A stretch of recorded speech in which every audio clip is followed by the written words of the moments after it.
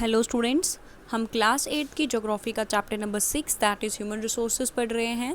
Last lecture में हमने पढ़ा पॉपुलेशन चेंज के बारे में कि पॉपुलेशन चेंज क्या होती है और क्या क्या फैक्टर्स जो हैं वो रिस्पॉन्सिबल है पॉपुलेशन चेंज के लिए।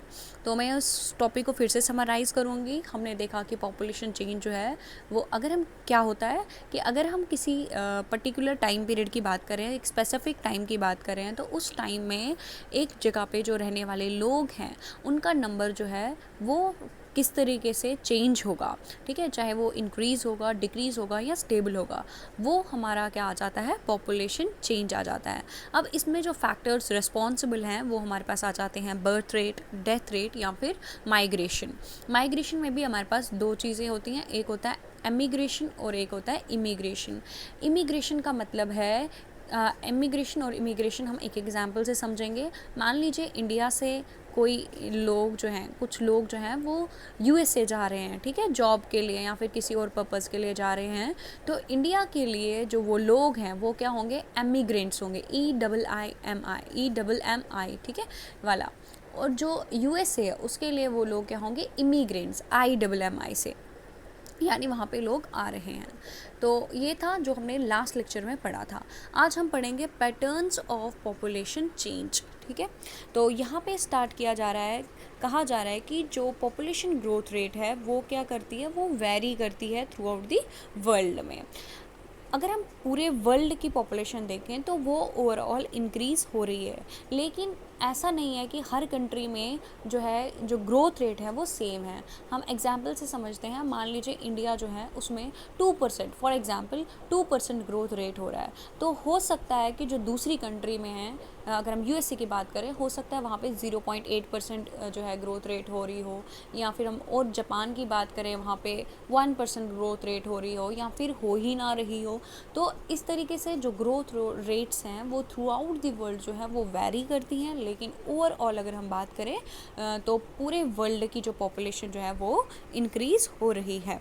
अब यहाँ पे कुछ कंट्रीज़ के बारे में बताया जा रहा है, जैसे कीनिया की अगर हम बात करें तो कीनिया में क्या है, हाई ग्रोथ रेट है, हाई पॉपुलेशन ग्रोथ रेट है, साथ ही साथ वहाँ पे डेथ रेट भी काफ़ी ज़्यादा हाई है। लेकिन अब जब हेल्थ केयर फैसिलिटीज़ की इम्प्रूव होने की वजह से डेथ रेट जो है वो क्या हो रही है, कम हो रही है, लेकिन बर्थ रेट जो है वो स्टिल क्या रह रही है, हाई रह रही है, जिसकी वजह से हाई ग्रोथ रेट जो है इस कंट्री की है। अगर हम बाकी कंट्रीज़ की बात करें, जैसे यूनाइटेड किंगडम की बात करें, तो वहाँ पे पॉपुलेशन ग्रोथ जो है वो कम हो रही है, क्योंकि वहाँ पे जो डेथ रेट है और बर्थ रेट जो है वो दोनों क्या हो रही हैं, स्लो हो रही हैं। यहाँ पे जो मैप है, वर्ल्ड मैप में बताया जा रहा है, यहाँ पे यहाँ पे जो है different rate of population growth बताई जा रही है, पॉपुलेशन ग्रोथ की डिफरेंट रेट्स। यहाँ पे बताया जा रहा है कि कुछ कंट्रीज़ में, अगर हम देखें, कुछ कंट्रीज़ में बहुत ही ज़्यादा हाई रेट है ग्रोथ का, जैसे कि 3% और मोर, और कुछ में जो है बहुत ही ज़्यादा कम है, लो है, 0.9 और लेस, और कुछ में तो 0 और बिल्कुल ज़्यादा कम है। देन हमारे पास आ जाता है पॉपुलेशन कंपोजिशन। तो पॉपुलेशन कंपोजिशन में बताया जा रहा है कि कोई भी कंट्री कितनी ज़्यादा क्राउडेड है, उसमें कितने लोग रहते हैं, इसका बहुत ही कम लेना देना है उसकी इकोनॉमिक डेवलपमेंट से। यहाँ पे हमें एग्जाम्पल बताई जा रही है, बांग्लादेश और जापान के बीच में कंपैरिजन बताया जा रहा है। यहाँ दिखाया जा रहा है कि जो बांग्लादेश है और जो जापान है वो दोनों क्या हैं, डेंसली पॉपुलेटेड है, वहाँ पे बहुत ज़्यादा लोग रहते हैं, लेकिन जापान जो है वो बहुत ज़्यादा इकोनॉमिकली डेवलप्ड है एज़ कम्पेयर टू बांग्लादेश। तो अगर हमें लोगों का रोल समझना है रिसोर्स के तौर पे, तो बहुत सारी चीज़ें जो हैं वो हमें जानने की ज़रूरत है, लोगों की क्वालिटीज़ जो हैं वो हमें जानने की ज़रूरत है। तो अलग अलग कंट्रीज़ में जो लोग हैं वो वेरी करते हैं कुछ बेसिस पे, जैसे कि एज की बेसिस पे, कि कुछ कंट्रीज़ ऐसे हैं हमारे पे जहाँ पे जो वर्क हम कह सकते हैं लेबर फोर्स जो है, जो एज ग्रुप काम करता है वो ज़्यादा है, ठीक है, उनका नंबर जो है वो ज़्यादा है, और कुछ कंट्रीज़ में उनका नंबर जो है वो कम है। तो इसकी वजह से इकोनॉमिक डेवलपमेंट में भी फ़र्क आ जाता है। देन हम सेक्स की बात करें, मेल है, फीमेल है, देन लिटरेसी लेवल, लोग पढ़े लिखे हैं नहीं हैं, एजुकेशन जो है वो किस तरीके की है, हेल्थ कंडीशन कैसी है, उनकी ऑक्यूपेशन, जॉब्स उनके पास हैं नहीं हैं, या फिर जॉब्स हैं तो कैसी हैं, या फिर इनकम लेवल, ये कुछ फैक्टर्स हैं। ये तो हमारे लिए ये कैरेक्टर्स जो हैं वो पढ़ना बहुत ही ज़्यादा इम्पॉर्टेंट हो जाता है। पॉपुलेशन कंपोजिशन का मतलब होता है, population composition refers to the structure of the population. एक पॉपुलेशन का स्ट्रक्चर किस तरीके का है।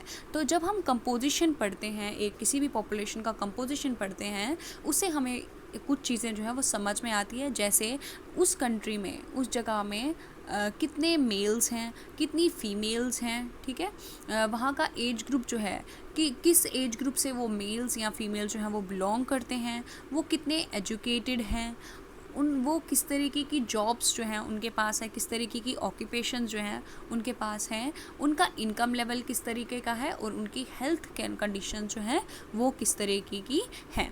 तो एक इंटरेस्टिंग वे जो है पॉपुलेशन कंपोजिशन को, किसी भी कंट्री का पॉपुलेशन कंपोजिशन समझने का ये है कि हम वहाँ पे हम जो है एक पॉपुलेशन पिरामिड की ओर देखें। तो पॉपुलेशन पिरामिड, जिसको हम क्या कहते हैं, एज सेक्स पिरामिड भी होता है। यहाँ पे बेसिकली पिरामिड जैसी एक डायग्राम बनाई जाती है, जहाँ पे जो पॉपुलेशन है एक कंट्री का, उसको क्या किया जाता है, डिफरेंट एज ग्रुप्स में डिवाइड किया जाता है।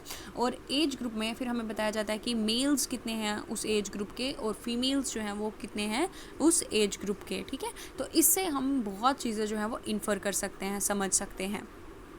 ए population pyramid shows, population pyramid में हमें क्या क्या दिखता है, the total population divided into various age groups की जो पॉपुलेशन है वो बहुत अलग अलग एज ग्रुप्स में डिवाइड की गई हैं। जैसे कि फॉर एग्जांपल 5 से 9 ईयर्स में कितने जो 5 से 9 ईयर में जो लोग आते हैं उनका नंबर कितना है, मेल्स कितने हैं, फीमेल्स कितने हैं, या 10 to 14 ईयर्स में किस तरीके से लोग हैं। Percentage of the total population सब डिवाइडेड इनटू, जो टोटल पॉपुलेशन है उसको डिवाइड किया गया है, मेल्स में कितने हैं, मेल्स कितने हैं, या फिर फीमेल्स जो हैं वो कितने हैं। तो ये हमारे पास आ जाता है जो पॉपुलेशन कंपोजिशन के बारे में। अब हम बाकी का जो है वो हम नेक्स्ट लेक्चर में पढ़ेंगे। आई होप इतना आपको समझ आया होगा। Thank you.